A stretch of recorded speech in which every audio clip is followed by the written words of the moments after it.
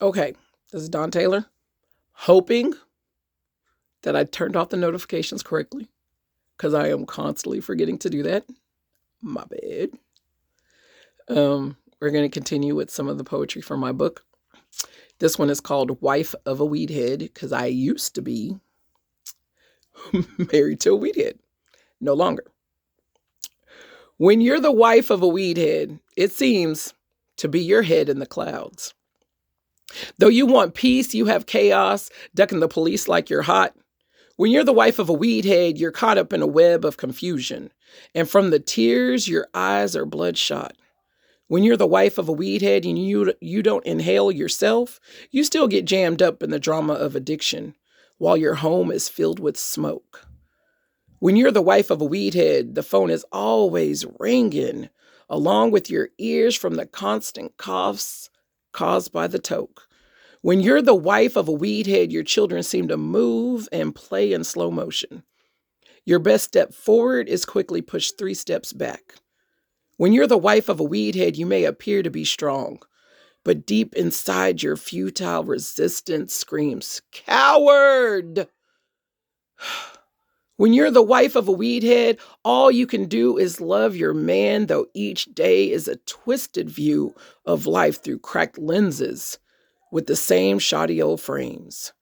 When you're the wife of a weedhead, your money is often few, especially when you strive to clear your home of those users and abusers and smokers' shady games.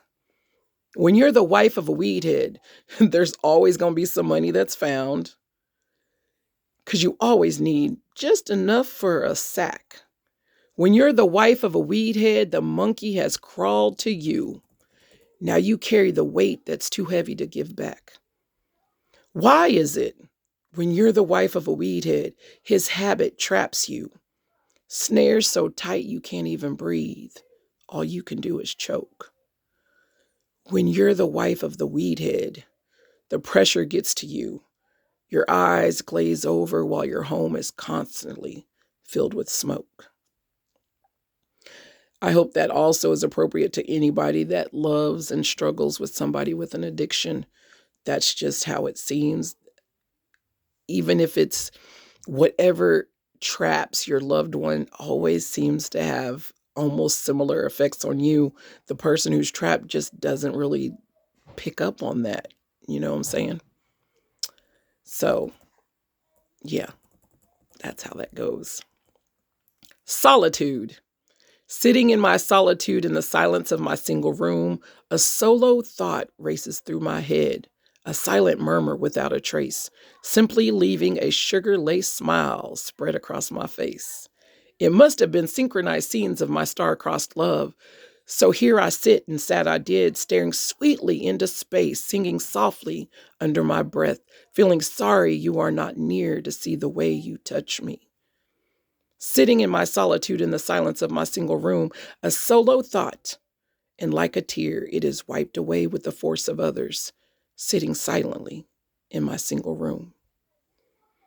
Now, the reality of this world, our world, has increasingly disturbing racial tragedies, rampant sexual impurities, and in general, a lack of ethics and morality. People have confused searching for happiness or purpose with instant gratification, the same battle Sodom and Gomorrah lost centuries ago. There is a simple lesson to be applied to these pains and struggles. Listen closely, student, and the teacher will tell you the truth.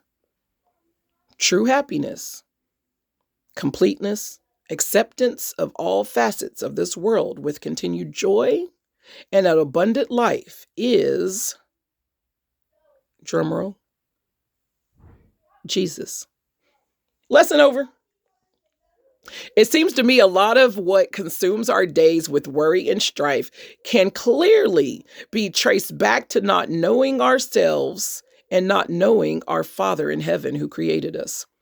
Worldly vision can sometimes blur our heavenly view. The circumstances around us will often define what is going on inside of us. When society says because of your color, your education, your money, or your lineage, you are or not somebody, a lot of people believe it to be so. When magazines and movies try to prove that only a few elites decide upon what matters in our world, remember, these words mean nothing. None of the plans and decisions of our world's best leaders will ever supersede God's plans for you and for me.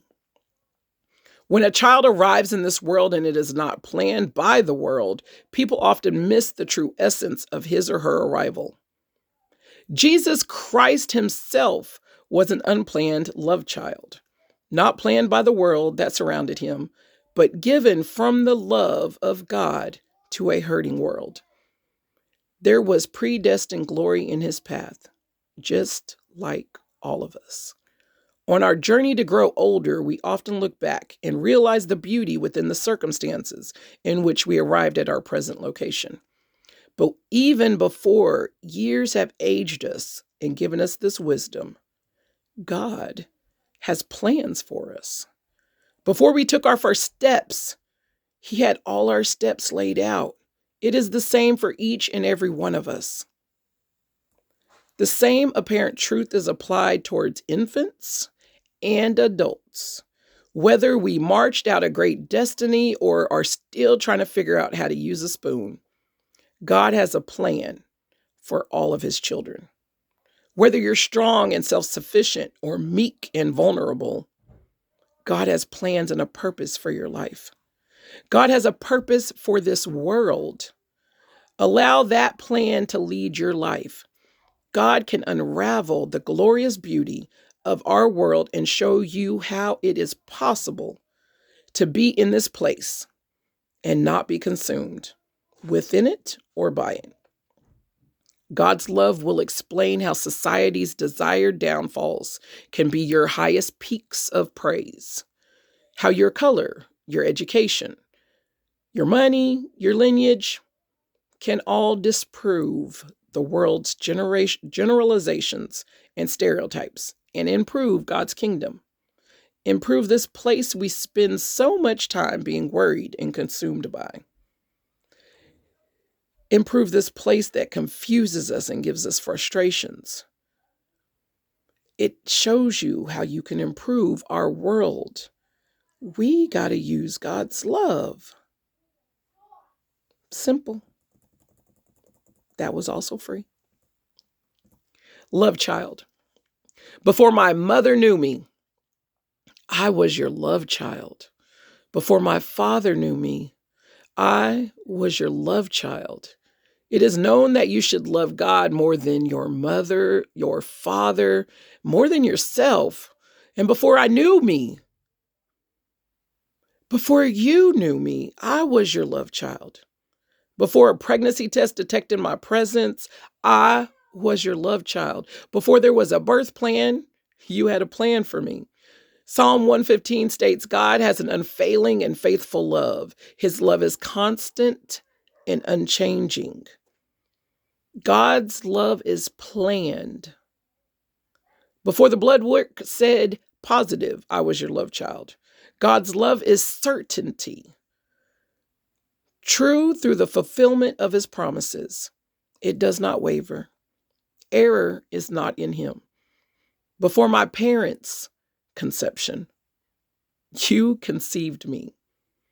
I was your love child. Before morning sickness and ultrasound, swollen feet and contractions, I was your love child, not because I was created from one night of love, but because I am created from your immeasurable time and efforts. I exist because of your love. My purpose in this world is your divine will for my life. I am your love child. A strong Black woman. My eyes opened to a reflected view of a blonde, blue, gray-eyed, lightly tanned young woman. The same vision every stranger peered upon. If only eyes could see what my soul knows, the soul of a strong, self-respecting, and proud Black woman. So my skin is ivory, And my hair may not look kinky, so it's a shade of light brown. So my eyes are blue-gray, and yes, God did make them that way. What does that change about me?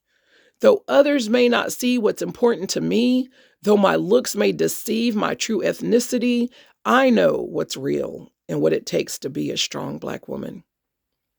Who cares if my afro is 10 inches or it's in a cornrows? What if my dashiki drags the ground? And so my skin is the color of midnight and my eyes the shade of coal. How can you say that I am too dark? Can the sky be too blue or sugar be too sweet? I am what God intended for me to be, and that is a strong Black woman.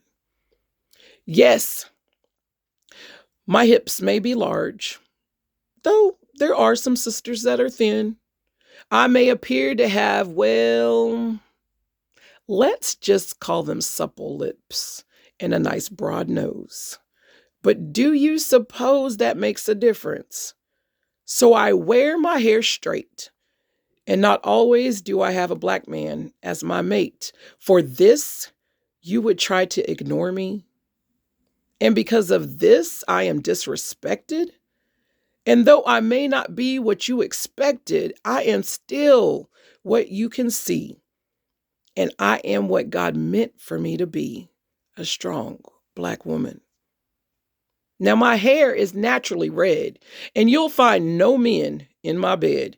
And though I am aging, I am still waiting to meet Prince Charming. My body is a temple and my virginity intact. And if that's not what you were expecting to hear, well, it's still a fact. I'm not loud-mouthed with an attitude. I don't jerk my head or feel it's natural to be rude. And on Saturdays, I'm not in the club shaking, nor on Sundays in the kitchen baking. I'm just me. And living by stereotypes and generalizations is not what it takes to be a strong Black woman. Now, back in the day, long ago and far away, when children ran and children would play, back in the day, in a distant time, in a time of distant ways, when love would come and go, but true love would stay. Yeah, back in the day, of virtues and morals, before innocence went astray, when children were young and parents were okay, back in the day when youthful eyes saw no pains or death, times were merry and gay, when mommy was a mother in every way, back in the day, when wedding vows were spoken and lived how they lay. Now marriages come in April and they're back out in May. Back in the day, so much was different. It was easier. What can I say? It was a time far gone, unlike today.